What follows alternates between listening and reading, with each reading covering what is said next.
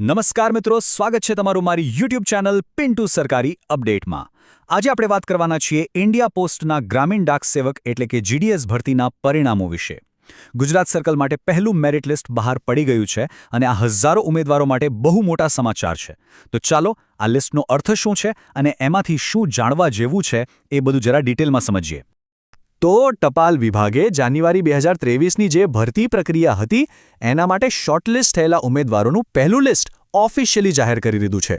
આ લિસ્ટ આખી સિલેક્શન પ્રોસેસનો પહેલો અને કદાચ સૌથી અગત્યનો તબક્કો કહી શકાય। આજના આ વિશ્લેષણમાં આપણે 5 મુખ્ય મુદ્દાઓ પર વાત કરીશું। પહેલા તો આ જાહેરાતનો મતલબ શું છે એ સમજીશું, પછી આ રિઝલ્ટને બરાબર વાંચવું કઈ રીતે એ જોઈશું, ત્રીજું આંકડા શું કહે છે અને એની પાછળની કોમ્પિટિશનની કહાણી શું છે એ જાણીશું, ચોથું જે લોકો સિલેક્ટ થયા છે એમણે હવે આગળ શું કરવાનું છે અને છેલ્લે આ પરિણામો સરકારી નોકરીના મોટા ચિત્ર વિશે આપણને શું કહે છે એની પણ ચર્ચા કરીશું। તો સવાલ એ છે કે આ લિસ્ટ 1 છે શું? એકદમ સાદા શબ્દોમાં કહું તો આ મેરિટના આધારે થયેલી શરૂઆતની પસંદગી છે। આમાં આખા ગુજરાતની અલગ અલગ પોસ્ટલ ઓફિસો માટે જેમણે સૌથી વધારે માર્ક્સ મેળવ્યા છે એવા ઉમેદવારોના નામ છે।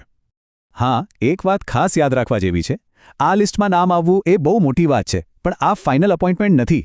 આ એક પ્રોવિઝનલ એટલે કે કામચલાઉ શોર્ટલિસ્ટ છે। આના પછીનું છેલ્લું અને સૌથી મહત્વનું સ્ટેપ છે ડોક્યુમેન્ટ વેરિફિકેશન, જે સફળતાપૂર્વક પૂરું કરવું જ પડશે। ચાલો હવે એ સમજીએ કે આ લિસ્ટમાં જે માહિતી આપી છે એનો મતલબ શું થાય, જેથી દરેક વિગત આપણને એકદમ ક્લિયર થઈ જાય।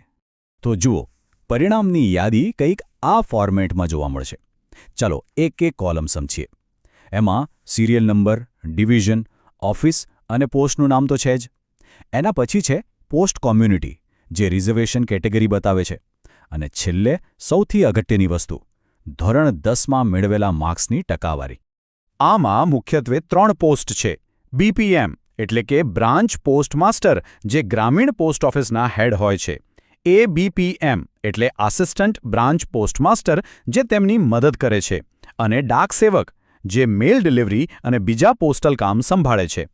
પોસ્ટ કમ્યુનિટીનો મતલબ એ છે કે જે તે સીટ કઈ કેટેગરી માટે રિઝર્વડ છે, જેમ કે યુઆર એટલે કે અનરિઝર્વડ અથવા જનરલ કેટેગરી, અને એ સિવાય ઓબીસી, એસસી, એસટી જેવી બીજી કેટેગરીઓ।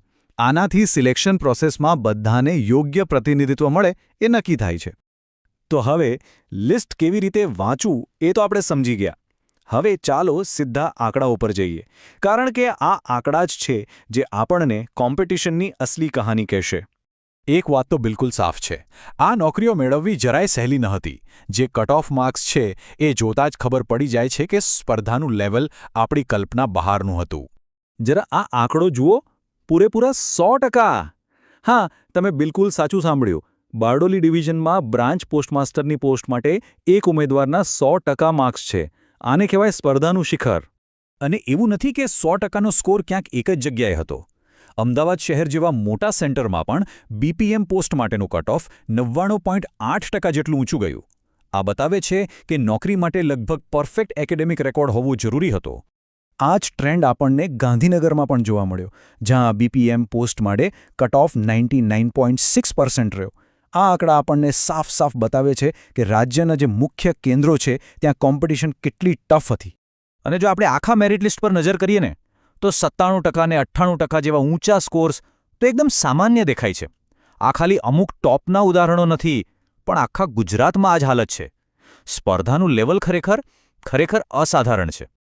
તો આટલી બધી ટફ કોમ્પિટિશન પછી જે લકી ઉમેદવારોનું નામ લિસ્ટમાં આવ્યું છે, એમણે હવે આગળ શું કરવાનું છે? ચાલો હવે એના પર વાત કરીએ, જે સૌથી મહત્વના અને તરત જ કરવાના સ્ટેપ્સ છે। હવે આવે છે સૌથી અગત્યની વાત। ઓફિશિયલ નોટિફિકેશન પ્રમાણે શોર્ટલિસ્ટ થયેલા ઉમેદવારોએ 23 માર્ચ 2023ના રોજ અથવા એના પહેલાં એમના ડોક્યુમેન્ટ્સનું વેરિફિકેશન કરાવવું પડશે। આ તારીખ બહુ જ મહત્વની છે, આને ભૂલવાની ભૂલ ના કરતા। તો મુખ્યત્વે 2 કામ કરવાના છે।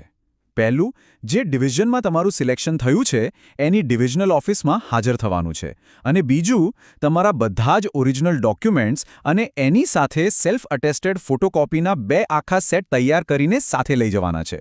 આ સિવાય ડિપાર્ટમેન્ટ તરફથી પણ તમને ઓફિશિયલી જાણ કરવામાં આવશે.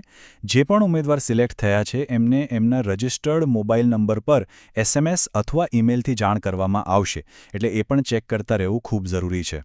છેલ્લે ચાલો આ પર્સનલ રિઝલ્ટથી થોડું ઉપર ઉઠીને જોઈએ કે આ આખી ઘટના રોજગારના મોટા ચિત્ર વિશે આપણને શું સંકેત આપી રહી છે. આમાંથી સૌથી મોટો સાર એ જ નીકળે છે કે સરકારી નોકરી માટે અને ખાસ કરીને એની સાથે જે સ્ટેબિલિટી અને સિક્યોરિટી જોડાયેલી છે એના માટે સમાજમાં જબરદસ્ત માંગ છે.